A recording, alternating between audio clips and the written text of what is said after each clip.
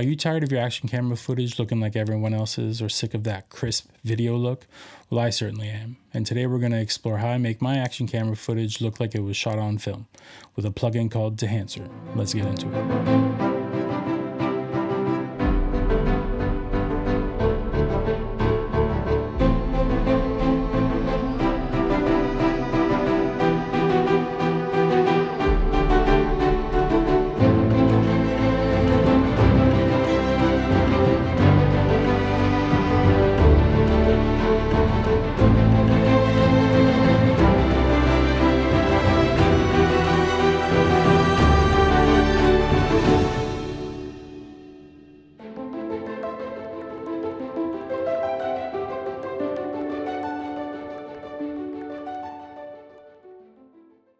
Okay, I've been eyeballing this software for a long time, and I've been reluctant to pick it up for two main reasons. One, it is not cheap.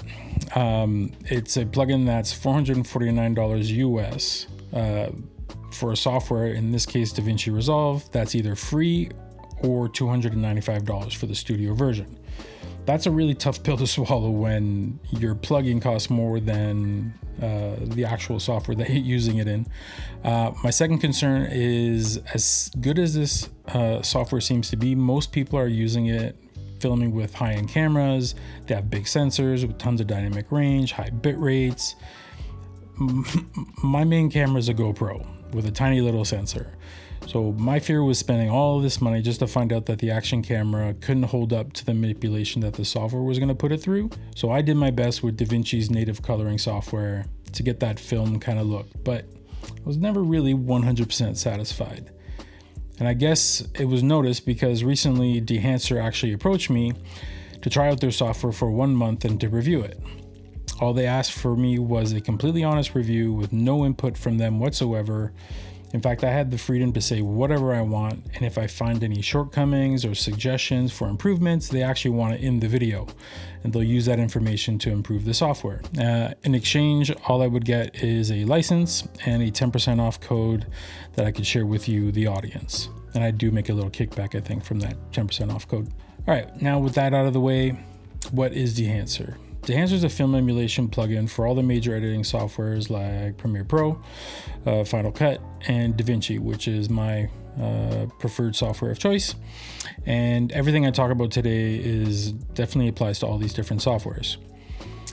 So DEHANCER isn't a set of LUTs. It's so much more than that. The team spent years scanning, studying films, creating replica film profiles that take advantage or take your image and process it through their algorithm and gives you like an excellent rendition of over 60 different film stocks. All right, so anyways, let's jump into DaVinci and see what this thing can do.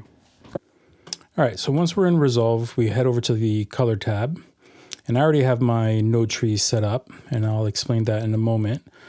But this last node here is where we're gonna use DEHANCER, and DEHANCER is found on the Effects tab right at the bottom. Once you have it installed, and you would throw it up into that node once you're ready. But the way that I have my things set up, or my nodes, is I'm going to be using CSTs or color space transforms, and we're going to be taking this image from Rec. 709, and we're going to be using the DaVinci Wide Gamut Intermediate because it has a much wider color space, and we're going to be coloring in that color space. And then when we're going to be going out, we're going to be going out from DaVinci Wide Gamut Intermediate to Rec. 709 and Gamma 2.2. Now, the reason why I use 2.2 is because I have a nice LUT here from a gentleman called Cullen Kelly, which I'll link down below. And this basically takes me to 2.2 to Apple's color space of P3, and I'm able to view the image properly as if this is like a reference monitor, or as close to it as possible. And just before I export, I turn that off, and I can export normally in the Rec. 709 color space. So we're going to leave that on for now. We're going to head back to the clip side. And if you're unfamiliar with how CSTs work, I'll also link a couple of videos that you can look at from Darren Mostin, and Cullen Kelly as well, who I've learned quite a bit from myself. And I think you will as well if you're unfamiliar with this stuff. But if you are familiar, this will be easy enough to follow along with. So CSTs are set up. My next node is going to be for my exposure. Let me just reset these. And so I can do a little bit of exposure tweaking. I do shoot a little bit under to conserve the sky. And then we can do a little color or contrast tweak if we need to. And then we'll throw on our dehancer. So let's head over to this clip and let's find a nice hero shot. Something like that should be good. And let's play with my exposure just a bit. So we're going to go to the HDR tab. We are going to use color space rec 709, which gives us a nice linear exposure tool here, and that looks about good. And then we're going to head over to the HDR tool. Sorry, my color wheels. Head over to the contrast and see if this needs a little bit of contrast. Just a little bit, just like so. All right, and then in this node, this is where we're going to throw in our dehancer to get our film look. I know this looks very, very drastic, but once you put in dehancer, there are all these presets all set up, which I kind of wish they didn't do.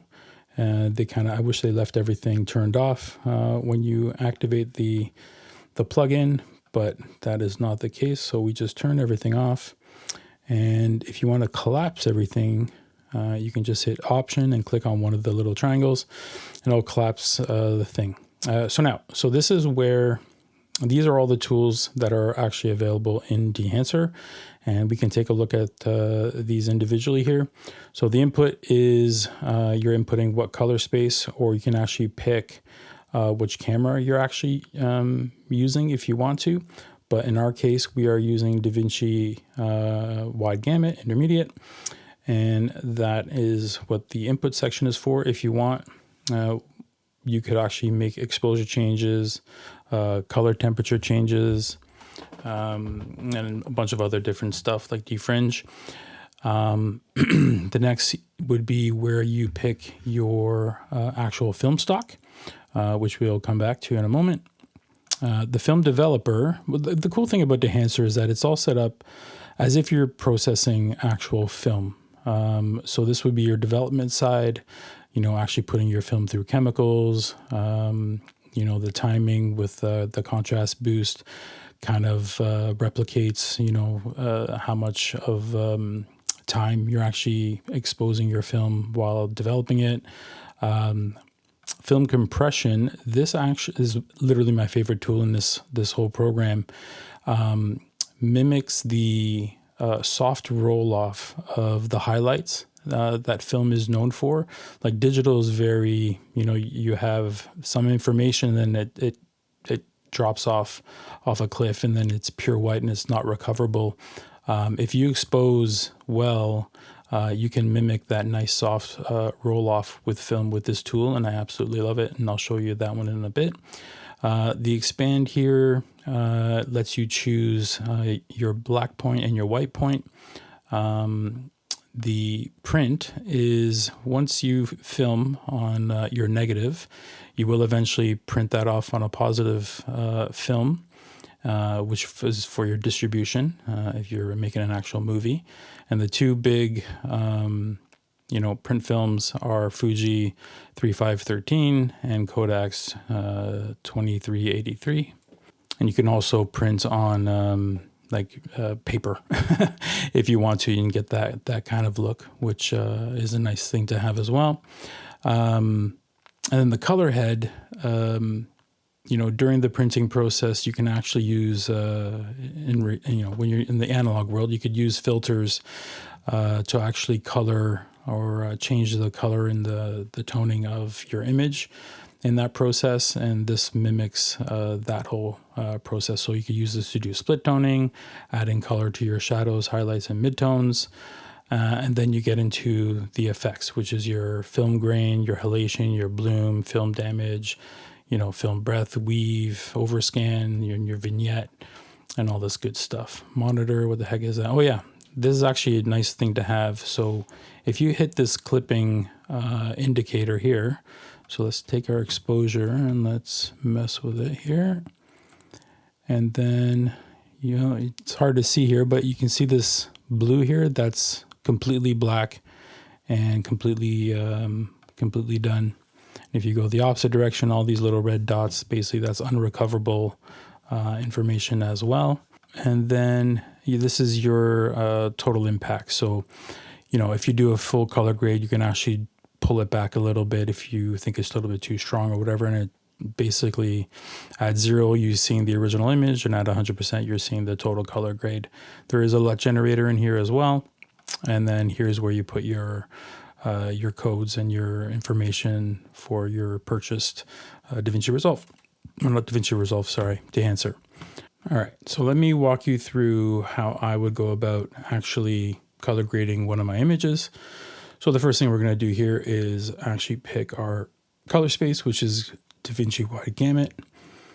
And then the next thing I do actually, before I do anything else, is actually play with the vignette, because if you have a vignette, it's going to affect your contrast levels on the edges and sometimes a little bit in the middle. And you want to make sure that the color grade that you do isn't affected by a vignette that's added afterwards. So I enable that. We are going to unfeather it so I can see what I'm doing here. And let's change the aspect ratio. Let's change the size.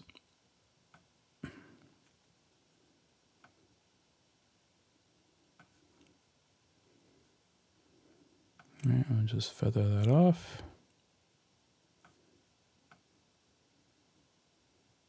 Okay, so something like that. That's off and on. So you can see it does affect the image all the way to about here. So you want to make sure that you have that on if you want to use a vignette, of course. And then the next thing we're going to do is actually pick our print film. So we're going to work in all Kodak today, and we're going to pick Kodak 2383. We're going to enable that, and already you can see it's changed the image quite drastically. This analog range limiter will soften the image a little bit or make it a little bit less contrasty. So we can leave that on for now. And the next thing we're going to pick is our film that we're going to use. And I believe we are going to do, let's do 50D. So as you can see, the combination has made the image kind of flat, less contrasty, but that's okay. That's what all the other tools are here to help us with. So this is a good little start. We're going to leave that there. And now we're going to start developing the film. So let's enable that. And we're going to play with the contrast a little bit. It is a little mushy, so let's add some contrast. A little bit there. The gamma correction. That brings your shadows up a little bit. And then the color separation tool, not really going to use. I mean, you can do a color boost, and I'm going to do it. You can actually see the sky and the yellow in the image affects it quite a bit. I'm going to bring a little bit of color back because the film stock does suck out a bit of the color. So I think that looks okay for now. Now here we go. Here's the film compression that I love so much. So this helps recover, this helps with the sky a lot. And the type of shooting that I do, there's always a lot of sky in it. So the impact is going to affect how much this actually recovers. Like, look at the sky change here. And then you can change your white point.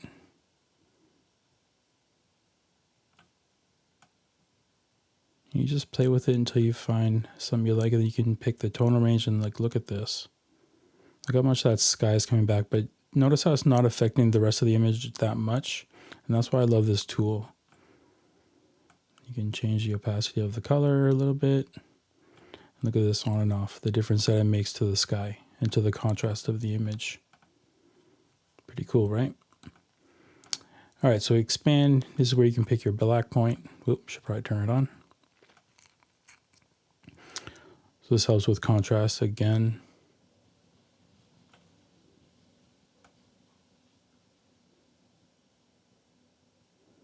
And while you're doing it, you can always go back to the original here, and you can see the amount of change that's happening to the image here. but it's not destroying the image, right? Which is important, and that was like my big scare, is that, it would mess up an image with such a small sensor. And you can see here that it doesn't really do much.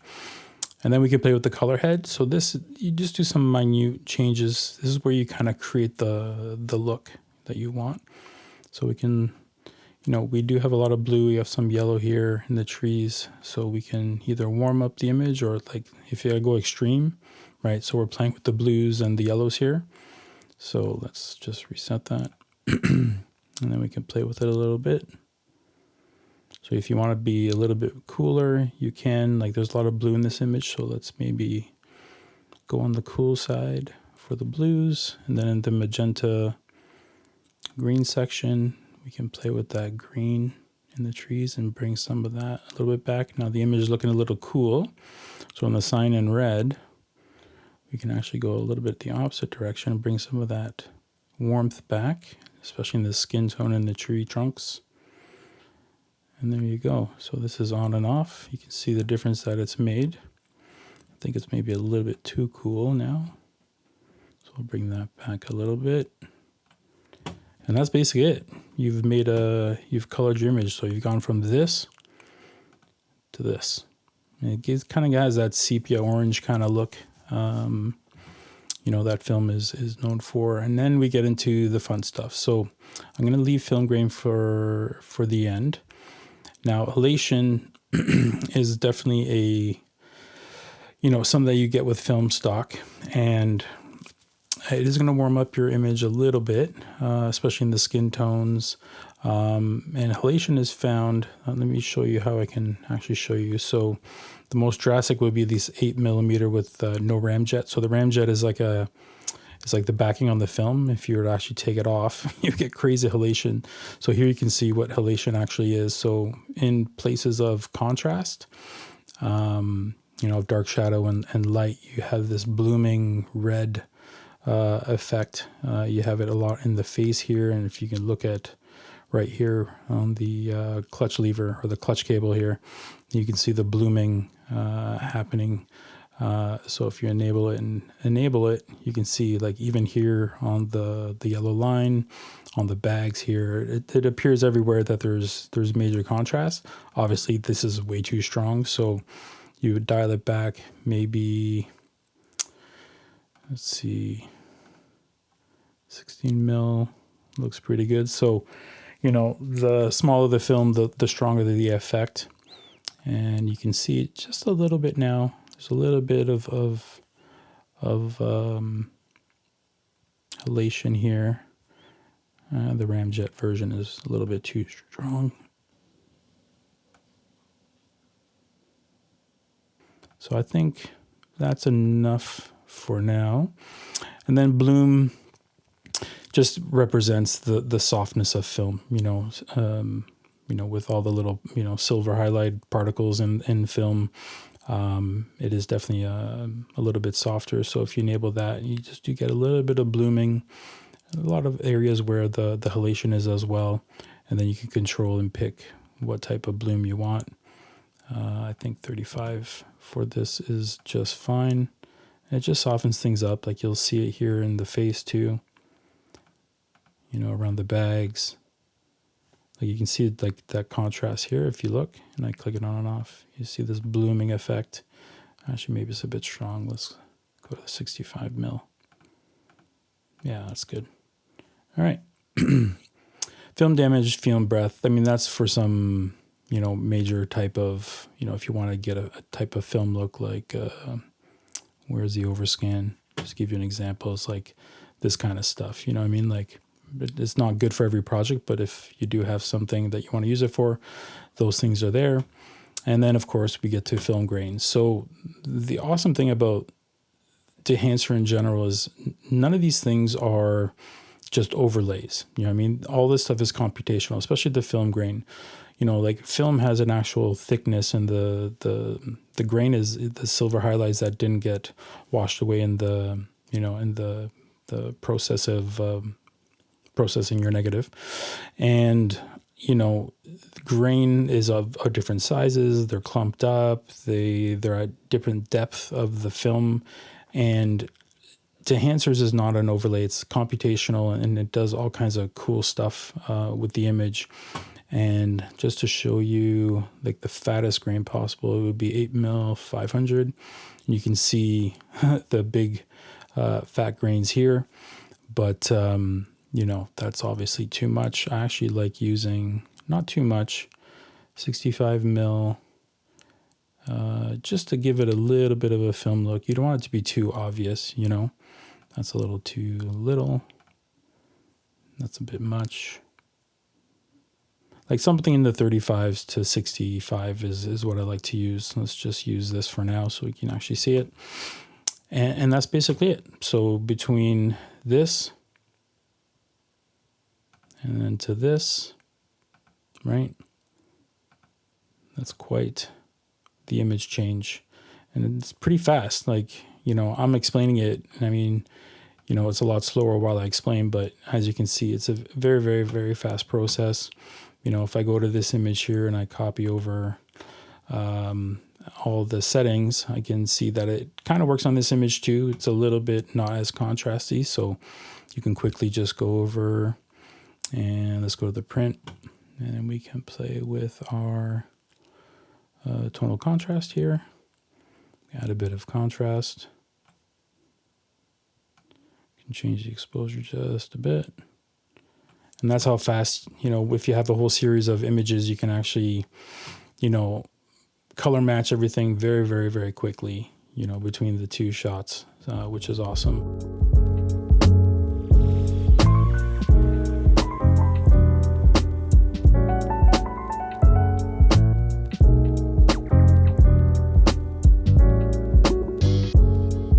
We can go over one with just a little bit more quickly. Let's do actually a drone shot. Let's try this one. And because I kind of consider this an action camera as well. It's a small sensor camera. And let's see what it looks like with a DJI drone. This is actually a Air 3.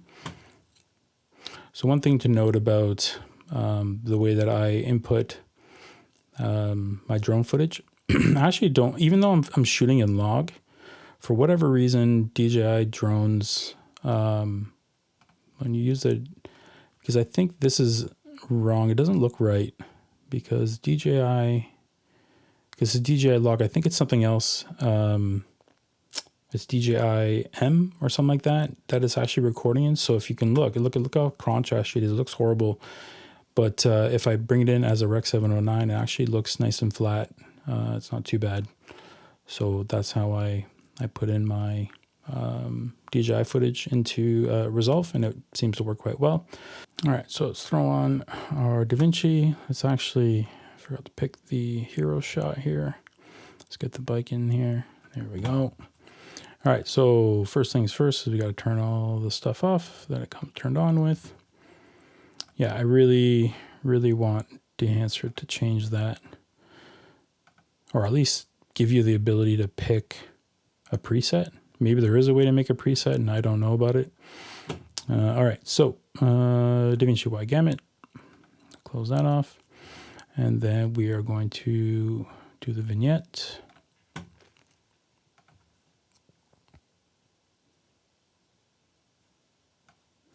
Change the feathering.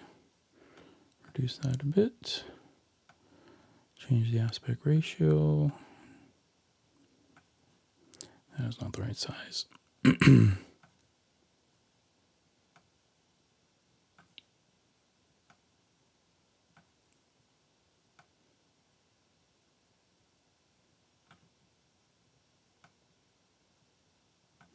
Okay, so that's the vignette.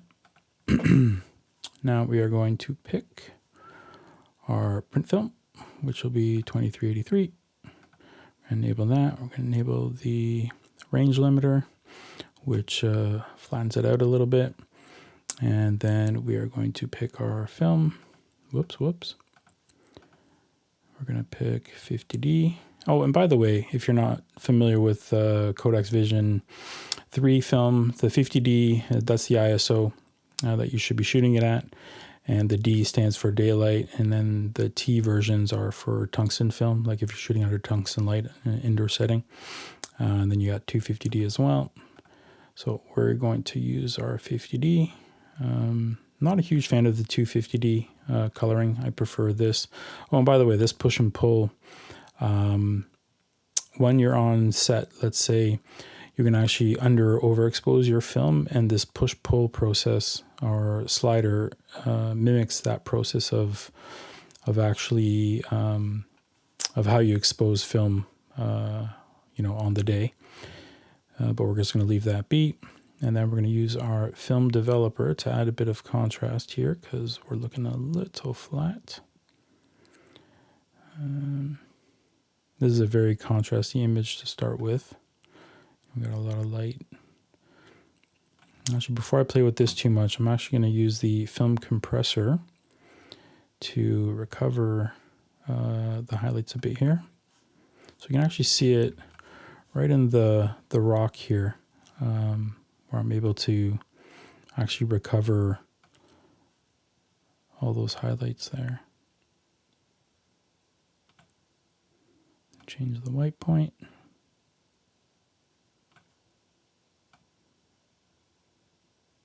So this is where you really get to see the power of this tool, which is pretty amazing. So this is it before and after. You can just see how much of that almost blown out sky. If it was completely blown out, you don't recover a whole lot, but if it's exposed half decently well, you're able to bring that back. And now we can play with the contrast again.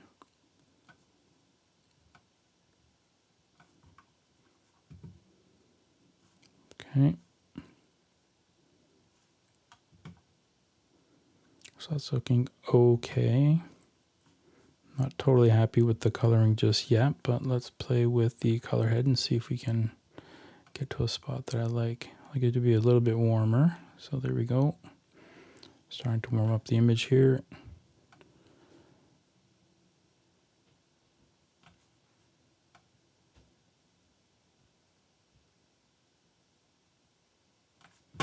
Kind of digging this.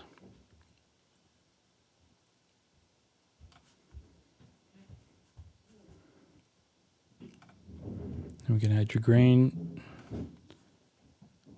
I think for this, we'll just stick it with, oh, that's way too much.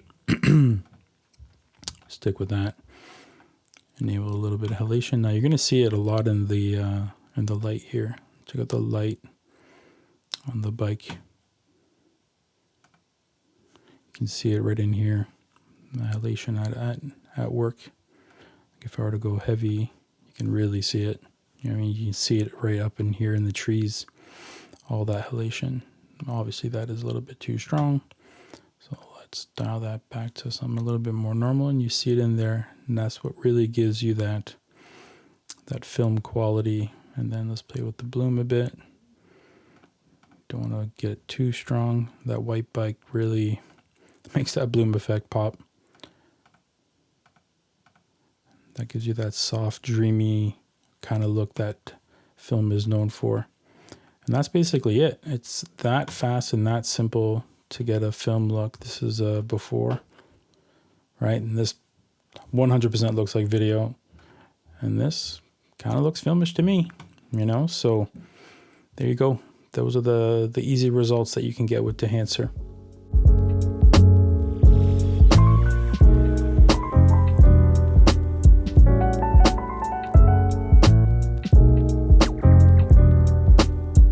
So as you can see with DEHANCER, you can easily create awesome images, whether you're looking for an alternative way to color it, or you just want to stylize your footage in some way.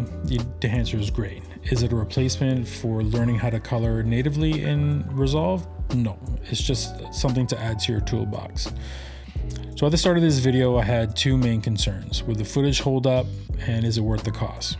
Well, the footage definitely holds up, and the amount of time that I save coloring and how powerful this software is, I definitely think it's worth the cost. But you don't have to take my word for it.